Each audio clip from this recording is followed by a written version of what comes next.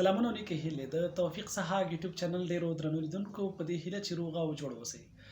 قدرمنو لیدونکو تاسو به په رسنیو کې حتمن خبر شوي یاست چې په کابل کې یوې جوړې په 1500 افغانۍ د خپل واده مراسم ترسره کړي دي. دا چې دغې جوړې د خپل واده مراسم د کومې انګیزې له مخې په دومره لږ قیمت سره ترسره کړي، په همدې اړه مو وغوښتل چې له دوی سره نږدې نه وګورو او له دوی سره خبرې وکړو. ملتیا مو د خپرونې تر پایه وکړئ. له هر څه وړاندې تاسو دواړو ته د واده مبارکي وایم په دې هیله چې له خوشحالیو څخه ډک ژوند مو پیل کړی وي. تشکر، سلامت باشین. ژوند مو څنګه تېرېږي؟ که دا راته ووایې ستاسو په دې نږدې وختونو کې واده وکړ، د خپل ژوند په اړه که راته ووایې په سر کې. بسیار عالی. در قدم نخست خود معرفی میکنم. نام کوچکم عناب، بگذات تخلص میکنم و سال آخر 15 استوماتولوژی هستم و از ولایت دایکنی ولسوالی خدیر. من خیلی خوشحال هستم به چند مدتی که ازدواج کردیم. واقعا لذت خاص از زندگی خود دارم، به خاطری که ما با اندک شروع کردم و به طرف زیاد شدن در حرکت هستم. خیلی از زندگی خود راضی هستم و خیلی برای من خوش میگذره. ډیره مننه. که تاسو هم لومړی کې ځان معرفي کړئ مهرباني. اولا که سلام خدمت شما و خدمت بیننده های عزیز. اسم جوهرمان تخلص احمدی از ولایت دایکنی ولسوالی خدیر قریه دهن قلم. د کومې انګیزې له مخې تاسو وغوښتل چې په ډیر کم لګښت سره د خپل واده مراسم ترسره کړئ؟ تشکر. انگیزه که من در قبال کار داشتم مشخص است. مثلا میگه زندگی باید طوری پیش بره که مثلا شرایط و محیط دیده به پیش بره و جدای از انگیزه واقعی من سرچشمه میگیره از زندگانی خانواده پیامبر صلی الله علیه و ما همیشه مطالعه کردیم مثلا زندگی پیامبر از زندگی مثلا خانوادهشونه که چگونه ازدواج کردن، مثلا اون خانواده چگونه زندگی کردن. در کل خلاصه براتون بگم انگیزه‌ای که من داشتم حذف و اضافه مصرف کردن بیجا در ازدواج ها بوده. بالکل. که توضیحات زیاد داره ان شاء الله به سلسله به شما بس. بالکل همداسې ده لکه څنګه چې تاسو وویل د یو حدیث شریف مفهوم هم همدا دی چې هغه نکاح تر ټولو غوره او بهترینه ده چې په ډېر لږ لګښت سره ترسره شي او یا وتړل شي. نو ډېره زیاته مننه. کور مو ودان. که تاسو راته ووایئ چې د دغه واده په ترسره کېدا کې تاسو سره ستاسو کورنۍ همکاري درلودله نه درلودله که څنګه؟ خانواده همکار داشتم. در این مسئله که ما عرضی کردیم نه خانواده همکاری نداشتن، یعنی از نگاه مالی ما همکاری نکردن ولی رضایت داشتن. بله.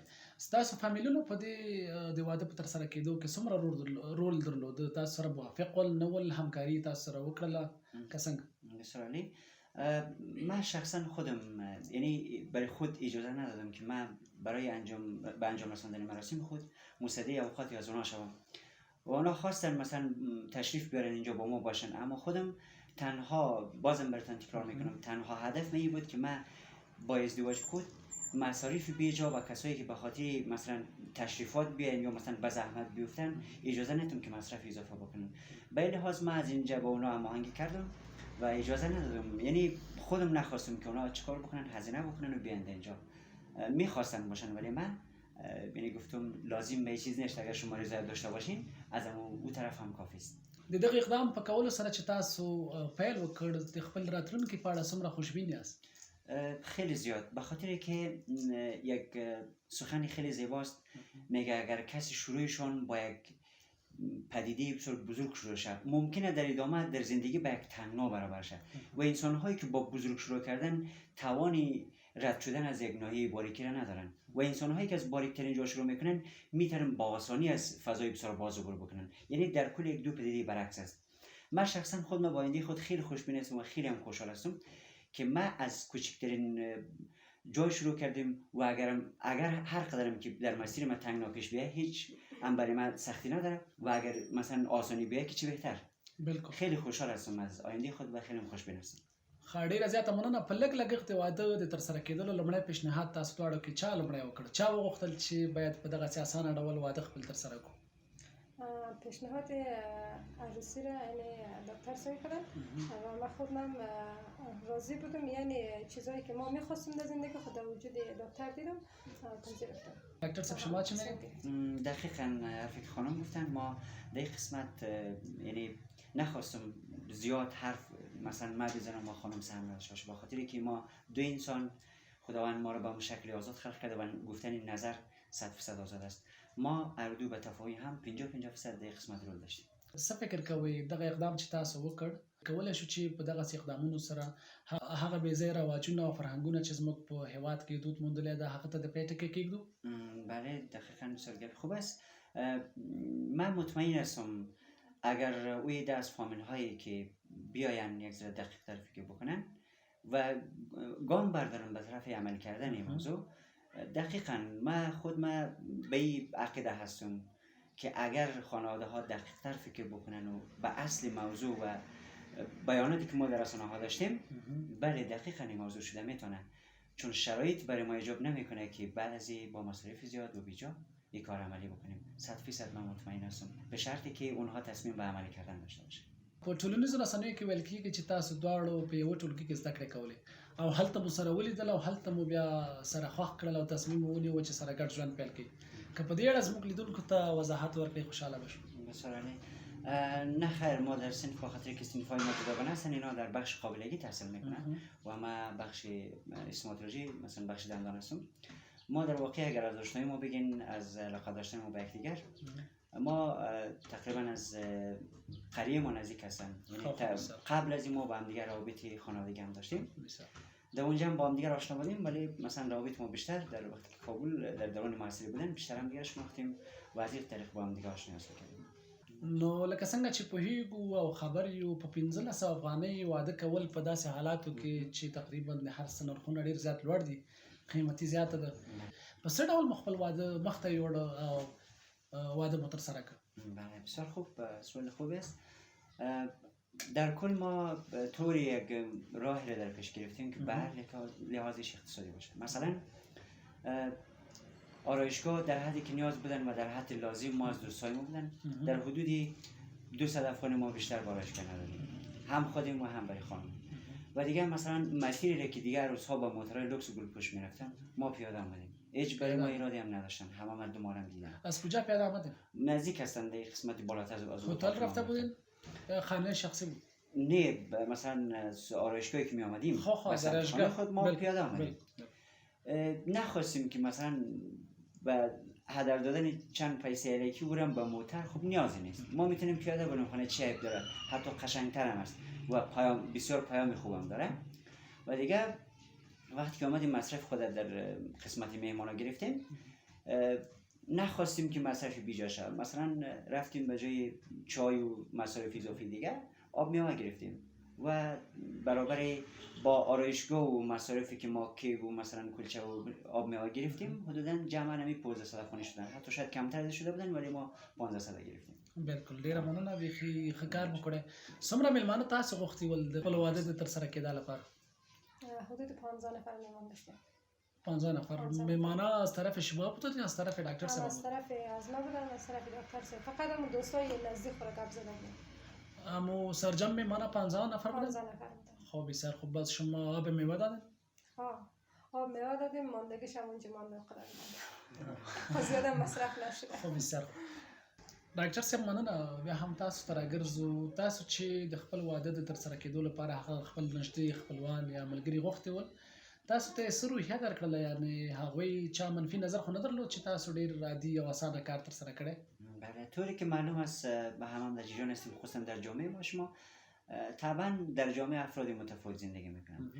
ما تقریبا بالای 90% براتون گفته میتونم که همه برای ما انگیزه مثبت دادن، خیلی هم تشویق کردن و از این عمل کردیم ما بسیار خوشبین بودن و نهایت خوشحال بودن که ما همچون ایده را هیچ وقت هیچ کس در ذهنشون نداشتن. واقعا از این ایده تو ما زیاد خوشحال شدیم. خب طبعا یگان افرادی منفی نگر هست که او فقط ببین هر قدر که آگاهی پایین بود، سطح آگاهی پایین بود و دیدی یک انسان به شکلی درست نبود، طبعا نظرات منفی داره. یگان تایونم که انسان‌هایی بودن که حتی زیاد مطرح بحث نیست. ما اصلا لازم نمیدونیم که دوباره توضیحات درشون بکنم. ډاکټر صاحب خو مخکې وویل چې وظیفه لري، سره له دې چې محصل هم د وظیفه هم لري. تاسو هم د خپلې محصلۍ تر څنګ چیرته په کار بوخت یاست که څنګه؟ صبحی که داخل دفتر وظیفه مره، تایم درسی از ما ساعت 10 تا 1 هستن. از ساعت 10 تا 1 ما درس میرم، بعد از در خانه هستم دیگه، که د وظیفه هم ندارم. ډیره زیاته مننه. کور مو ودان، ژوندي اوسئ. تاسو دواړو ته نیک او خوشحاله ژوند غواړم. که په پای کې ځوانانو ته خپل پیغام واوروئ چې ځوانان باید څه وکړي او په څه ډول خپل ودونه مخته بوځي؟ مهربانی. پیغام ما برای همه جوانا، برای همه دختر خانمانی است که کمی به خود رحم کنیم، کمی به خود بیاییم در شرایط سخت که شرایط با ما خیلی سخت آمده، بیاییم ما کمی با شرایط بسازیم، یعنی ما کمی پایین بریم، زیاد سخت نگیریم تا می کاری که ما انجام دادیم برای اینا امیدوارم یک الگوی خوب باشه و توصیه ما برای دختر خانم و برای همه هموطنای عزیز ما است که می کار عملی بکنه و به مصارف کم هم موش زندگی را شروع کرد. مصارف بیجا و گزاف بی مورد واقعا اشتباهه. مصارفی که در روز اول عروسی خمونه او را پسنداز کنه، یعنی با مصارف کم هم موش عروسی کرد مثل ما. مصارفی که در اول عروسی خونه او را ذخیره کنه، زندگی آینده خود پیش ببره، برای فرزندان خود مصرف کنه، برای خود یک زندگی خوب بسازه. بالکل ډاکټر صاحب مهرباني، تاسو څه پیغام لري؟ تشکر زیاد. در آخر ما اولا تشکر میکنم از حضور شما که تشریف آوردین، قدم رجع کردین. یک دنیا تشکر. و پیشنهاد ما و پیغام ما برای جوانان، برای عموم جوانای کشور می است که بیاین یک ذره اهم از بخش خواهر و برادران بیاین بشینن روی واقعیت مسئله بیاندیشن. مثلا طوری که من در جریان صحبتم گفتم، از شروع از کم باشه بهتر است. وقتی که شروع با زیاد شروع شد در جریان زندگی اگر به تنگنا بخوریم طبعا مشکل پیش میاد. از خوردن میشه شروع کرد، به شرطی که خواستن دو جانبه باشه. اگر طرفین همدیگر بخواید و فقط احساس انسانیتشان این ایجاب میکنه که نه مثلا درآمد و هزینه های بیشتر بهانه نمیکنه، این چیزا انسان خوشبخت نمیسازه. خودش در جریان هستین شما که جوانای ما به خاطر مثلا ازدواج، به خاطر مشکلات مالی مهاجر شدن، در مسیر را ما شهید دادیم، کشته دادیم. خب دلیلشون مشخصه، همه به خاطر مثلا همین مصارف عروسی چیزا بودن. و جالبتر از این که خود شما میبینین از بس که سختگیری های اقتصادی زیاد شدن، خواستهای دختر خانم رفتن بالا، نه تنها دختر خانم، بچه ها هم خودشون در قضیه مقصرن. حتی اکثریت جامعه ما، حتی گفتم میتونیم اکثریت جوانای ما با فساد آلوده شدن، با فسادهای اخلاقی آلوده شدن. زمانی که مصارف به پایین، خواستها به پایین، طبعا هم از فساد جلوگیری میشه و هم یک زندگی بسیار پرصمیمیت و با عشق و علاقه خاص شروع میشه در زندگی. ډیره مننه ډاکټر صاحب. په دې پارت چې تاسو دواړه زده کړیالان یا زده کړې کوئ او له کتابونو او مطالعې سره ډیره زیاته مینه لرئ. موږ هم وغوښتل چې تاسو لپاره دوه بېلابېل کتابونه پښتو او دري تاسو ته ډالۍ کړو، په دې هیله چې زموږ د عادي خو معنوي ستره ډالۍ قبوله کړئ او تاسو لپاره د ډالۍ زموږ لخوا ډیره مننه. تشکر زیاد دارم از شما. من شخصا خود من عاشق کتاب هستم و بهترین دوستای من در زندگی نوشه کتابای ما بودن. این برای من نه تنها این که شما بگین کوچیک است، این برای من یک جهان ارزش داره، برای من یک دنیا ارزشمند است. من همیشه رفیقای کتابای بودم. تشکر زیاد دارم از شما. تشکر. ډیرو درنو لیدونکو، په دې هیله چې مرکه مو خوښه شوې وي، د لا ډیرو جالبو او په زړه پورې مرکو لپاره له موږ سره پاتې شئ او ملتیا مو وکړئ.